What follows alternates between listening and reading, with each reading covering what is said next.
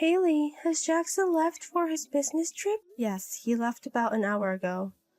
Oh, I see. It's hard on him, isn't it? Haley, you're pregnant and he's got to go on a long business trip. I wish the people at his company would consider that more. That's true. The decision was rather sudden. But he's supposed to be back before the due date. That's the only saving grace. If I had known he would be away sooner, he could have gone home for birth. I'm sorry. It must be a burden on you, mother-in-law, living with us. I feel terrible burdening you with so many household chores just because my stomach is so big. That's not a problem at all. I'm the one who's living with you, so I can handle the chores. I'll do as much as I can, so please don't worry too much about it. Oh, is that so? Well then, I'll say this without hesitation. I couldn't say this in front of my son because he might get upset. But Haley, I think you should be moving around more. That's true. I'm sorry. No, it's not like I'm blaming you. But you need physical strength to give birth, don't you? Maybe it would be better if you moved around a bit even now. Looking at recent pregnant women, they're all slim, but Haley, you're a little... I guess I have put on a bit too much weight. I'll be more careful. Then, while my son's away, I'll train you, Haley. I, who maintains this proportion in my 60s, will guide you thoroughly. Please be gentle. Lately my body just doesn't move as I want it to, and I get tired easily. I understand. But you don't need any extra fat besides the baby. That's right. Can you mop the hallway today? Do you mean mopping the floor? Yes, I used to do it a lot in the old days.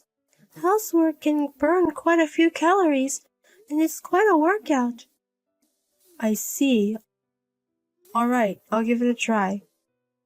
But don't push yourself too hard. If you collapse, it'll be a disaster, and my son will be angry with me. That's true. I'll do my best in moderation. Mopping the floor is also good for pelvic distortion. It's the perfect chore for giving birth to a healthy baby. I'll go shopping then, so please clean. Yes, understood. Please be careful on your way back. Mother-in-law, you won't be back until this evening, right? I'm about to go shopping. Do you need anything? Could you stop at Peace Supermarket in next town over? The next town over? Mother-in-law, I'm sorry. I was planning to go somewhere within walking distance. Could we make do with a closer supermarket? Huh? What are you talking about? Just walk there. But, the next town over is quite a distance. It will take a lot of time. I think it would take at least 2 hours just to get there with my current condition. Exercise, exercise. You may not be able to do strenuous exercise, but you can walk, can't you? I can walk, but with a round trip taking 4 hours, that's just too much. What are you complaining about? Work, you sea cow. Excuse me? Just kidding. That's what they used to call overweight pregnant women. Haley, you're a bit spoiled because you're a young one, right? Giving birth and raising a child is hard work. You should build up more strength. I see. Understood. I'll go then. Yes, take care. Peace Supermarket is pretty cheap for vegetables, so bring a large backpack. Get a daikon, pumpkin, and a head of cabbage. Oh, could you also get a bag of potatoes? You're buying quite a lot. This is strength training so you can properly hold your child when they get bigger. Also, the baby in your belly is a girl. She might be a chubby girl like you, Haley. Everyone in her family is slim. It'd be a pity if she takes after you. Well, I was of average weight originally. But you're large now. You really look like a sea lion. You don't see pregnant women like you these days, do you? You're attending a maternity clinic, so you should know better, Haley. But I'm also at full term, so it's inevitable that my belly is big. That's why you're spoiled. My son must be embarrassed to have a wife with a chubby body, type like you. Don't compromise just because you have a child. Before you're a wife or a mother, you're a woman. Yes, I understand. I'm not trying to be mean to you, Haley. But it's better to have a purpose for exercise, isn't it? It's better to have a purpose like shopping rather than just walking aimlessly. That might be true. I'm telling you this for your sake. I want you to give birth to a healthy child. So since it's going to take some time, go ahead and get started. Make sure to get back in time to cook dinner. Understood. I'll go now. Oh, don't eat or drink anything on the way. You could use a bit of fasting. You're so plump. Also, make sure to bring back the receipt. I'll check to make sure you went. Haley? You're not answering the phone. What's up? What can I do for you? Just reply already. Why are you ignoring my messages? I was in a situation where I couldn't reply. You shouldn't be in such a situation. You're a pregnant full-time housewife. What could possibly be more important than replying to your mother-in-law? Wow, that's harsh. So this is the treatment you've been receiving all along. Huh? What are you talking about? Hey, Fatty, it's almost evening. Just hurry back home. How many hours have you been at the supermarket? What do you mean by fatty? It's your cute nickname, isn't it? Or would you prefer Seal? You're truly terrible. My daughter won't come home ever again. What? Daughter? You mean the baby in your belly? No, I mean Haley. Long time no see, Jackson's mother. I'm Quinn, Haley's mother. Huh? Quinn? This is Haley's phone, isn't it? Don't joke around like that, Haley. Just hurry back and start preparing dinner. Haley collapsed and was taken to the hospital. She's still asleep in bed now. Haley collapsed? So you really are Haley's mother? Yes, I am. If you don't believe me, I can call you. No, that's okay. But what do you mean Haley collapsed? What happened? Shouldn't you understand this best? I saw your text conversation. You were sending Haley, who is in her final month of pregnancy, to a supermarket that takes 2 hours to reach, right? No, I didn't send her. Quinn, this was something Haley agreed to. She said she wanted to lose weight, so I just gave her some advice. I didn't force her to go. My daughter has been refusing to go since she entered her final month, hasn't she? Just the other day, she texted you saying she wasn't feeling well and couldn't go, but she replied saying that she's lacking the determination of a mother, didn't you? What do you mean by that? Well, Quinn, you're from the same generation as me, so you understand, right? In the past, pregnant women did household chores as usual, didn't they? Weren't they told that exercise was important? While it's true that some exercise within one's capabilities can be necessary during pregnancy, everyone's condition is different. In the past, we tended to impose old-fashioned views due to limited information, but it's different now, isn't it? You understand this, yet you still forced Haley to comply, didn't you? I didn't mean to force her at all. I was just suggesting exercise for Haley's sake. I don't know what kind of life Haley was actually leading, but even from looking at the text messages, it seems like unilateral imposition. Calling a pregnant daughter Seal Woman or Fatty is extremely disrespectful. We're close enough to joke around, you know? I don't see it that way. Reading Haley's text, it's clear that she's being careful with you. Making a pregnant woman in her final months walk for 4 hours round trip is just crazy. We will never forget what you've done. Quinn, which hospital is Haley in? I'll go right now. No, you don't need to come. We don't want someone who put our precious daughter and her baby in danger around. I'll take care of Haley. So please think that you'll never see our child again. Haley, I'm sorry. Please reply.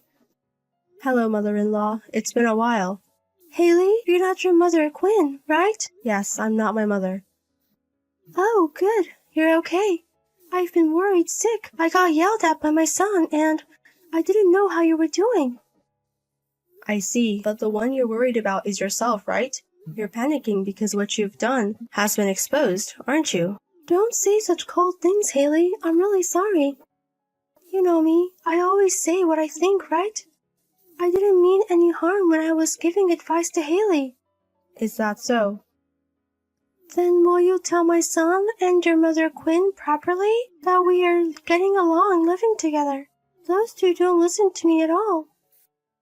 You're the only one I can rely on, Haley. I'm sorry, but I can't do that. Why not? We had been building a good relationship, hadn't we? Do you really think so? I thought so. We, as a couple, didn't intend to live together in the first place. You forced your way in, and that's how we started living together, right? Well, but you accepted it, so you didn't kick me out, right? We just gave in the end. We didn't accept it. Also, when my husband is around, you treat me kindly, but when we're alone, you often make sarcastic comments, don't you? Did I? Every time something happened, I felt like you were comparing me to others and being harsh. You should have said something at the time. If you had told me, I would have tried to fix it. That's true. I didn't want to ruin my relationship with you, so I was always holding back. But now I realize that was a mistake. I'm sorry. I didn't mean to hurt you.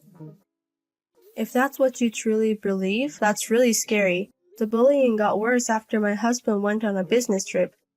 How can you unconsciously bully your daughter-in-law? Can you still insist that you didn't do it on purpose? I was truly worried about you. Everything I did was for your sake. Is that so? I understand. You finally understand. I'm glad, Haley. You're the kindest person I know. I believed in you. I knew you would forgive me. No, you misunderstand. What I mean is that I've realized I can't live with you anymore. It's pointless to warn someone who bullies their daughter-in-law without realizing it. It's too scary to live with such a person. So we're ending this cohabitation. Wait a minute. Where can I go if I'm kicked out?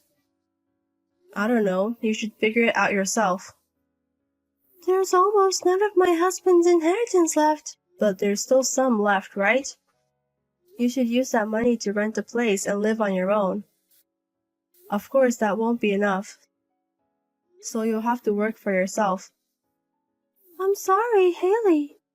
What are you apologizing for? I must admit, I did think about making you suffer a little bit. But it was really just a little bit. I didn't mean to make you collapse. So you do realize you were bullying your daughter-in-law? Yes, I'm sorry, but I won't do it ever again. That's what I wanted to hear. Thank you. So, you'll forgive me? There's no way I can forgive you. You made me, a pregnant woman, walk around out of spite and spoke harshly to me. Now that I know you realize what you've done, I have no regrets.